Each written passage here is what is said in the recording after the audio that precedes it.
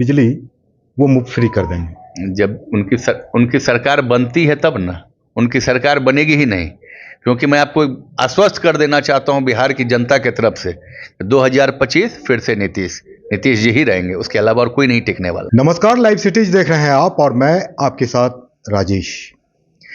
चकाई की राजनीति हमेशा से गतिमान रही है। चकाई से आपको बता दें, चकाई विधानसभा जो है वो विधानसभा का बिहार का अंतिम विधानसभा क्षेत्र पड़ता है। 243 विधानसभा क्षेत्र है ये, और यहाँ से जो पिछला चुनाव हुआ है उसमें जीते हैं सुमित कुमार सिंह, निर्दलीय विधायक यहाँ से बने, बिहार के इकलौते निर्दलीय विधायक, और नीतीश कुमार मंत्रिमंडल में इन्हें मंत्री का भी स्थान मिला। साइंस एंड टेक्नोलॉजी मिनिस्टर रहे हैं। आज चकाई में कार्यकर्ता, जदयू का कार्यकर्ता सम्मेलन था। कार्यकर्ता सम्मेलन में मंत्री जी भी यहाँ पर पहुंचे हुए थे, सुमित कुमार सिंह। उत्साहित से कार्यकर्ता, कई बातें हुई है, कई चर्चा भी हुई है, और आप देख सकते हैं तस्वीर में मंत्री सुमित सिंह स्वयं कार्यकर्ताओं को भोजन भी करा रहे हैं, उन्हें पत्तल लगा करके भोजन करा रहे हैं। काफ़ी आत्मीयता दिख रही है। कई सवाल हैं उनको लेकर, हम बात उसको लेकर करते हैं। चकाई को चंडीगढ़ बनाने की भी बात हुई है, हमेशा से चलती रही है। सवाल उठते रहे हैं, जवाब भी मंत्री जी का आता रहा है। मौजूद हैं इस वक्त सुमित कुमार सिंह। सर, चंडीगढ़ की बात चलती है, चकाई को लेकर विकास भी हो रहा है, क्या कहेंगे? देखिए, कार्य करने का जो सलीका है, जो तरीका है हम लोगों का, आप अन्य विधानसभा भी है वहाँ भी जाकर देख लें, लेकिन हमारे विधानसभा में जिस तरह से कार्य, ये हमारे नेता के आशीर्वाद से मैं जिस तरह से अपने विधानसभा में काम कर पा रहा हूँ, ये वाकई देखने लायक है। और जो लोग भी देखना चाहते हो कि यहाँ क्या हुआ है, तो मैं उनको दिखाना चाहता हूँ। चकाई विधानसभा कंप्लीट जंगल हुआ करता था, आज जंगल शहर में तब्दील होते जा रहा है। तो ये यहाँ का डेवलपमेंट है। यहाँ पे 3100 की लागत से एशिया का सबसे बड़ा इथेनॉल प्लांट, और वहाँ पे एविएशन फ्यूल मतलब कि जहाज का भी जो ईंधन होता है वो भी यहाँ पे बनने जा रहा है। यहाँ ठीक यहाँ से 3 किलोमीटर पीछे, मतलब चकाई प्रखंड में ही, चकाई मुख्यालय से बस मात्र 3 किलोमीटर की दूरी पे। और इसके अलावा अभी हम लोग लगातार ज़मीन तलाश कर रहे हैं। हम लोग यहाँ पे इंडस्ट्रियल पार्क बनाने के लिए 250 एकड़ भूमि लगभग तलाश कर चुके हैं, जिससे कि जितने भी इंडस्ट्रीज होंगे वो हमारे चकाई प्रखंड में, सोनो प्रखंड में आएँ। और उसके अलावा हम लोग यहाँ पे लगातार ये देख रहे हैं कि यहाँ पे रोजगार के अवसर कैसे सृजित हों कि चकाई वासी चकाई में रोजगार यहाँ पे प्राप्त कर लें। ये जो इथेनॉल फैक्ट्री के प्लांट की बात आपने की, इससे जो यहाँ की जनता है या जिले भर की बात आप कर लें तो उनको क्या बेनिफिट होने जा रहा है? देखिए, यहाँ पे तो पहले प्रत्यक्ष रूप से 10,000 लोगों को रोजगार मिलेगा। उसके अलावा जो जिले भर के किसान को छोड़ दीजिए, यहाँ के आसपास तकरीबन 1 दर्जन जिले जो होंगे उनके किसानों को इसका लाभ मिलेगा। वो अपने यहाँ से जो फसल उगाएंगे वो यहाँ पे देंगे, और वो डायरेक्ट खरीद बिक्री जो है वो कंपनी करेगी। उसके अलावा कंपनी ने यह भी मुझे आश्वासन दिया है कि वो जो किसानों को बीज उपलब्ध कराना, खाद उपलब्ध कराना, वो भी कंपनी डायरेक्ट किसानों को उपलब्ध कराएगी और उनसे डायरेक्ट जाकर वो माल खरीदेगी, उनसे अनाज खरीदेगी, जिससे कि किसानों का भी लाभ होगा। उनको कहीं बीच में किसी बिचौलिए के पास नहीं जाना पड़ेगा, डायरेक्ट उनका और कंपनी का ये हो जाएगा। और उसके अलावा कई एक रोजगार के अवसर सृजित होंगे। कोई गाड़ी चलाने वाला है, कोई कुछ करने वाला, और उसके अलावा कंपनी में जो काम करने वाले लोग होंगे वो अलग होंगे। अभी मेरी एक स्टील, ये सरिया की कंपनी से बात चल रही, छड़ कंपनी से बात चल रही है। 100 एकड़ भूमि उन्होंने भी मांग किया है। हम लोग तलाश में है कि 100 एकड़ भूमि जैसे ही प्राप्त होगा, एक चर्चित कंपनी, अभी मैं नाम नहीं लूँगा, जमीन प्राप्त हो जाएगा तो मैं उसको भी चकाई में चुनाव से पहले उतार दूंगा। तो कहा जा सकता है कि आने वाले समय में चकाई औद्योगिक नगर के रूप में विकसित होगा। बिल्कुल, पूरा चकाई औद्योगिक, क्योंकि यहाँ से एयरपोर्ट पास है। जितने भी अच्छे ट्रेन हैं, राजधानी हो, दुरंतो हो, सभी ट्रेन हैं यहाँ से मतलब मात्र 20-22 किलोमीटर की दूरी पे रुकती है जसीडीह स्टेशन पे। इसलिए ये जगह काफ़ी, इस जगह पे पोटेंशियल है और यहाँ पे काम करने के लिए बहुत कुछ ऐसा है कि आप काम कर सकते हैं, निवेश कर सकते हैं। अभी आप माधोपुर के इलाके में चले जाएं, मेरे चुनाव जीतने के बाद पूरे बिहार झारखंड का सबसे बड़ा वहाँ पे आयुर्वेदिक पार्क बना है, महावीर वाटिका। उसके अलावा आप वहीं पे चले जाएं, कई एक प्राइवेट निवेशक वहाँ आ चुके हैं। मुझे लगता है कि 7-8-10 कॉलेज, प्राइवेट कॉलेज वहाँ पे खुल चुके हैं, बीएड कॉलेज, पॉलिटेक्निक कॉलेज, बहुत, उसमें कुछ इंजीनियरिंग कॉलेज भी खुलने वाले हैं। आप देखते जाइए, वो पूरा जो इलाका है वो एक तरह से एजुकेशनल हब होते जा रहा है।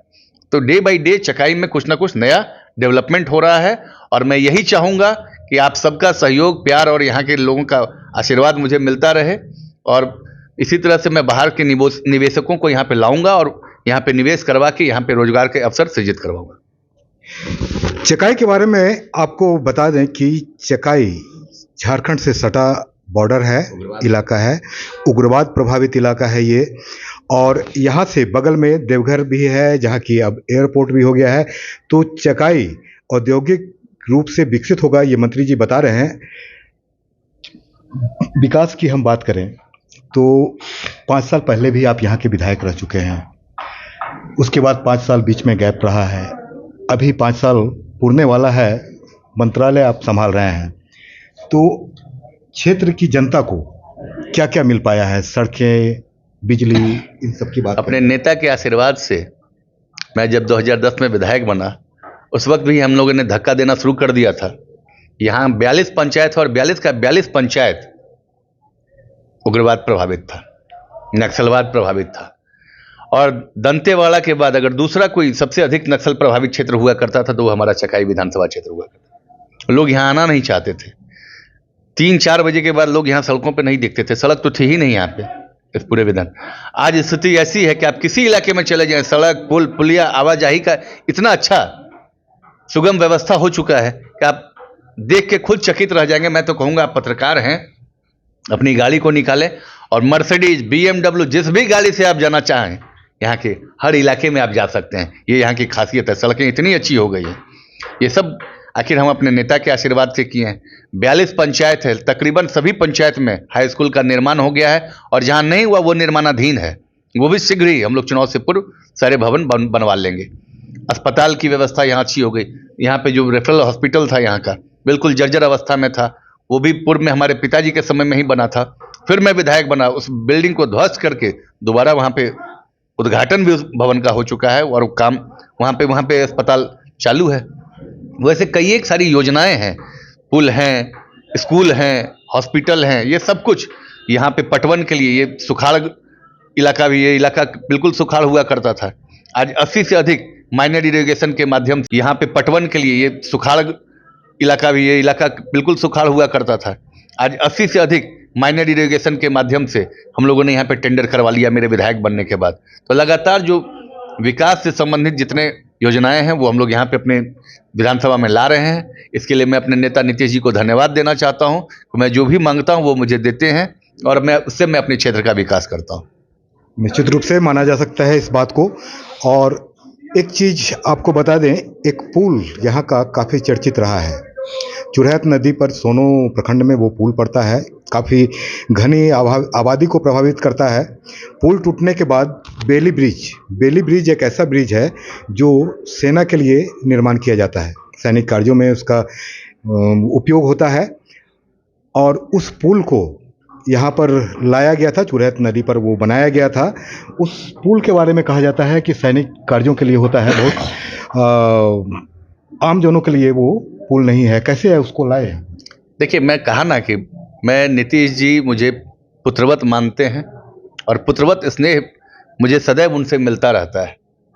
मैंने उनसे जाकर आग्रह किया तो वो खुद स्वयं उस जगह पे आए और उन्होंने घोषणा किया कि, उन्होंने घोषणा नहीं किया, उन्होंने, आप सब पत्रकार बंधु थे, उन्होंने कहा कि घोषणा सुमित ही करेगा और उन्होंने मुझसे घोषणा करवाया यहाँ पे बेली ब्रिज बनेगा। और वहाँ पे सिर्फ बेली ब्रिज ही नहीं, उच्च स्तरीय पुल का टेंडर हो चुका है जो इसी माह 14 दिसंबर तक कंप्लीट हो जाएगा। उसके बाद वहाँ पे 60 करोड़ की लागत से उच्च स्तरीय पुल का निर्माण भी हम लोग इसी वर्ष शुरू कर लेंगे, 2024 में ही। और मैं पूर्ण विश्वास दिला देता हूँ कि लगभग चुनाव आने से पहले उसको हम लोग कंप्लीट भी कर लेंगे, उसका उद्घाटन भी कर देंगे। 2025 आने वाला है, चुनावी वर्ष होगा, 2025 विधानसभा चुनाव होने हैं बिहार में। कैसी चल रही है तैयारी? और उस चुनाव को लेकर जो स्थानीय स्तर पर आपके विधानसभा में या जमुई में हम बात कर लें, असली नकली की बात हो रही है पार्टी में, क्या हो रहा है? ये असली नकली क्या है, कौन है असली? ऐसा कुछ नहीं है। कुछ लोगों को भ्रमित करते रहते हैं कि मैं जदयू का सिपाही हूँ। आपने तो देखा कि जदयू का कार्यकर्ता सम्मेलन भी हुआ, कुछ दिनों पूर्व सोनो में हुआ था, आज चकाई में हुआ है। जो असली कार्यकर्ता थे वो सब लोग यहाँ मौजूद हो गए, यही असली है। जो इस बैठक के बाद कहीं अन्य बैठक करते हो वो नकली है। असली नकली यही है। आपने इसी से पहचान हो जाता है कि जब इसमें जिला अध्यक्ष आ रहे हों, विधानसभा प्रभारी आ रहे हों, वहाँ पे जो व्यक्ति नहीं आता वो कभी असली हो सकता है क्या? वैसे फर्जी लोग जो हमेशा जूता चप्पल उठाकर राजनीति करते हों, उन लोगों की क्या बात हम लोग करें? जो जूता चप्पल उठाकर राजनीति शुरू करते हैं, पिकदान उठाते हैं, वो लोग राजनीति करेंगे? उनको तो टिकट भी लेके आए थे, जनता ने नकार दिया। चलिए, एक चीज है, अभी तेजस्वी यादव, नेता प्रतिपक्ष तेजस्वी यादव की यात्रा चल रही है बिहार में। फिर से उन्होंने एक चरण की शुरुआत आज से की है। तेजस्वी यादव कह रहे हैं नीतीश कुमार से अब काम नहीं हो पा रहा है, थक चुके हैं और कुछ चंद अधिकारियों से घिरे रहते हैं और उन्हीं के द्वारा काम सरकार चल रही है। तो पिछली बार अभी साल भर पहले वो हमारे सरकार में थे, तब ये बात क्यों नहीं बोलते थे? उस वक्त तो बहुत अच्छे थे, साल भर में ही खराब हो गए। इसलिए देखिए, अगर सरकार में जब रहते हो तो ज़रा कोई भी बात बोलें तो नाप तोल कर बोलना चाहिए, और हर चीज़ का एक लेवल होता है, उस लेवल से नीचे नहीं आना चाहिए लोगों को। आप खुद ही कह रहे हैं कि सारा श्रेय चाचा को दीजिए, और फिर कहते हैं कि वो खुद कोई काम नहीं कर पा रहे हैं, तो इससे आप समझ लिए कि डुअल भाषा बोल रहे हैं वो। बिजली के बारे में उन्होंने कहा है कि उनकी सरकार अगर बनती है तो 200 यूनिट बिजली वो मुफ्त फ्री कर देंगे। जब उनकी सरकार बनती है तब ना, उनकी सरकार बनेगी ही नहीं, क्योंकि मैं आपको आश्वस्त कर देना चाहता हूं बिहार की जनता के तरफ से, 2025 फिर से नीतीश जी ही रहेंगे, उसके अलावा और कोई नहीं टिकने वाला है। एक चर्चा बड़ी जोर से अभी चल रही है, राजनीतिक विवाद एक बार फिर से उभरा है और बात हो रही है जिंदा कौम और मुर्दा कौम की। कौन है जिंदा और कौन है मुर्दा? देखिए, ये सब बेकार की बातें हैं, इन सब बातों पे नहीं जाना चाहिए। जिंदा कौम, मुर्दा कौम, कौम कहाँ? आपने तो देखा कि मेरा यहाँ काम करने का अंदाज, मेरा काम करने का तरीका, इस विधानसभा में की अगर आप बात कर लें तो यहाँ पे अगर अल्पसंख्यक कोई है तो वो सिर्फ मेरे समाज के लोग। मैं जिस जाति, जिस समाज से आता हूँ, वो इस विधानसभा में अल्पसंख्यक है, और मेरा एक ही नारा, एक ही फंडा है, जो हमारे साथ है वही हमारा जात है। हम कोई कौम और कोई धर्म को नहीं मानते। धन्यवाद। तो सुना आपने, कोई कौम और धर्म को नहीं मानते, जो साथ है वही जात है। तो बने रहिए हमारे साथ, देखते रहिए लाइव सिटीज़। अगर अब तक आपने चैनल को सब्सक्राइब नहीं किया तो सब्सक्राइब कर लें।